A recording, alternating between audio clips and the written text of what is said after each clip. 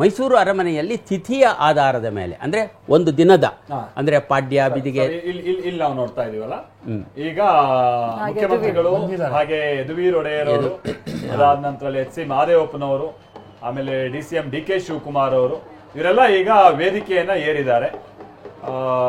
ಈಗ ಆಮೇಲೆ ಇನ್ನೊಂದು ವಿಚಾರ ಅಂತಂದ್ರೆ ಯದುವೀರ್ ಒಡೆಯರ್ ಅವರು ಈಗ ಕೇವಲ ಅವರು ಮಹಾರಾಜ ಮಾತ್ರ ಅಲ್ಲ, ಮೈಸೂರಿನ ಸಂಸದರು ಕೂಡ. ಹೌದು, ಈ ಬಾರಿ ಅವರು ಎರಡು ಹುದ್ದೆ ಅವರಿಗೆ ಹೌದು.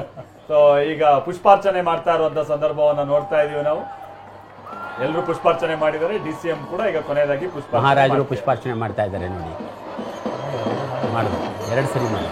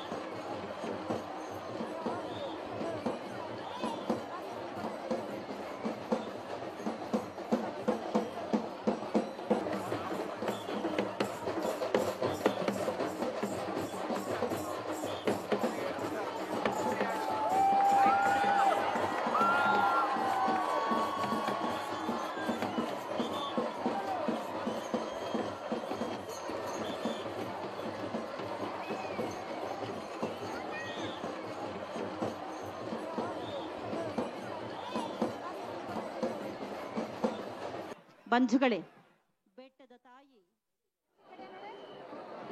ಸೊ ಈಗ ನಾವು ನೋಡ್ತಾ ಇದೀವಲ್ಲ 750 kg ತೂಕದ ಅಂಬಾರಿಯನ್ನ ಹೊತ್ತು ನಿಂತಿರುವಂತ ಅಭಿಮನ್ಯು. ಸುಮ್ಮನೆ ಒಂದು ಮಾಹಿತಿಗಾಗಿ ಹೇಳೋದಾದ್ರೆ ಅಭಿಮನ್ಯುವಿನ ತೂಕ 5360 kg, 450 kg ಹೆಚ್ಚಿಸ್ಕೊಂಡೆ. ಅಂದ್ರೆ 4900 ಚಿಲ್ಲರೆ ತೂಕದಲ್ಲಿದ್ದಂತ ಅಭಿಮನ್ಯು ಲೆಕ್ಕ ಹಾಕಿ ಈ ಒಂದು ತಿಂಗಳಲ್ಲಿ 400 kg ತೂಕ ಹೆಚ್ಚಿಸ್ಕೊಂಡಿರ್ತಾನೆ. ಅಂದ್ರೆ ಅದೇನು ರಾಜಾತಿಥ್ಯ ಸಿಗುತ್ತೆ ಅನ್ನುವಂಥದ್ದು ನಾವಿಲ್ಲಿ ಊಹೆ ಮಾಡ್ಕೋದು. ಹಂಗಾಗಿ ಆನೆಗಳಿಗೆಲ್ಲ ದಸರಾ ಬಂದ್ಬಿಟ್ರೆ ಹಬ್ಬ ಅಲ್ಲ. ನೀವೊಂದು ಗಮನಿಸಬೇಕು, ಇಲ್ಲಿ ಮೊದಲನೇ ದಿವಸ ಉತ್ಸವ ಮುಗಿಸ್ಕೊಂಡು ಬರುತ್ತವಲ್ಲ ಆನೆಗಳು ಅಲ್ಲಿ ಇಳಿಬೇಕಾದ್ರೆ ಗಲಾಟೆ ಮಾಡುತ್ತವೆ. ಅರಮನೆ ಭಾಗದಲ್ಲಿ ಆ ಲಾರಿಯಿಂದ ಇಳಿಬೇಕಾದ್ರೆ ಗಲಾಟೆ ಮಾಡುತ್ತವೆ, ವಾಪಸ್ ಹೋಗ್ಬೇಕಾದ್ರೆ ಬಹಳ ಕಷ್ಟ ಪಡ್ಬೇಕು. ಹತ್ತಕ್ಕಾಗಲ್ಲ ಅಲ್ಲ, ಅವಕ್ಕೆ ಇಷ್ಟ ಇಲ್ಲ ಇಲ್ಲಿಂದ ಹೋಗಕ್ಕೆ. ಯಾಕಂದ್ರೆ ಒಳ್ಳೆ ಆಹಾರ ಮತ್ತು ಅಲ್ಲಿ ನೋಡ್ಕೊಳ್ಳುವಂತಹ ಪರಿ ಮತ್ತೆ ಆ ಟ್ರೈನಿಂಗ್ ಇದೆಯಲ್ಲ, ಅದು ಪರಮ ಅದ್ಭುತವಾದ ಟ್ರೈನಿಂಗ್. ಆರೈಕೆ ಅವರೇ ಹೇಳ್ತಾ ಇದ್ದಂಗೆ ಕುಲಕರ್ಣಿ ಅವರು ಎಲಿಫ್ಯಾಂಟ್ಸ್ ಮೆಮರಿ ಅಂತ. ಸೊ ನಾವು it will all B in its memory. ಅವರು ಇನ್ನು ಹೋಗೋದು ಅದೇ ಕೆಡ್ಡ ತೊಡೋದು ಅದೇ ಇದೇ ಅಂತ. ಅದು ಎಷ್ಟರ ಮಟ್ಟಕ್ಕೆ ಟ್ಯೂನ್ ಆಗಿರುತ್ತವೆ ಅಂದ್ರೆ, ಈಗೊಂದು 4-5 ದಿನದಿಂದ ಹೋಗಿದ್ದೆ ನಾನು ಅರಮನೆಗೆ. ಕಮಾಂಡ್ ಎಷ್ಟು ಸುಲಭವಾಗಿ ಅಂದ್ರೆ 2 ಕಮಾಂಡು ಮಲಗಿರೋ ಆನೆ ಟಕ್ ಅಂತ ಎದ್ದು ನಿಂತ್ಕೊಂಡು ರೆಡಿ ಆಗ್ಬಿಡುತ್ತೆ ಪ್ರೊಸೆಷನ್ಗೆ ಹೋಗಕ್ಕೆ ಟ್ರೈನಿಂಗ್ ಟ್ರೈನಿಂಗ್ ಪೀರಿಯಡ್ ಅಲ್ಲಿ. ಅಲ್ಲೂ ಅಷ್ಟೇ ನಾವು ಇದಕ್ಕೆ ಹೋದ್ರೆ ಎಂಥದ್ದು ಬನ್ನಿ ಮಂಟಪಕ್ಕೆ ಹೋದ್ರೆ ಅಲ್ಲೊಂದು ಸ್ವಲ್ಪ ಹೊತ್ತು ಬಿಡ್ತಾರೆ ಅವ್ರುಗಳಿಗೆ ಆಟ ಆಡ್ಲಿಕ್ಕೆ ಬಿಡ್ತಾರೆ. ಅಲ್ಲಿ ಬಿಟ್ಟರು ಕೂಡ ಅಷ್ಟೇ ಸ್ವಲ್ಪ ಫ್ರೀಯಾಗಿ ಓಡಾಡ್ಕೊಂಡಿರ್ತಾರೆ. ನೀವು 1-2 ಸರಿ ಕೂಗ್ತಾರೆ ಅಷ್ಟೇ, ಮ್ಯಾಕ್ಸಿಮಮ್ 2 ಸರಿ ಟಕ್ ಬಂದು ಲೈನಲ್ಲಿ ಅದ್ರ ಜಾಗಕ್ಕೆ ಅದು ಬಂದು ನೀಟಾಗಿ ನಿಂತ್ಕೊಂಡ್ಬಿಡುತ್ತೆ. ಅಷ್ಟು ಏನೋ ಸಿಂಕಿಂಗ್ ಆಗಿ ನಿಂತಿರುತ್ತವೆ, ಟ್ರೈನ್ ಆಗಿರುತ್ತವೆ.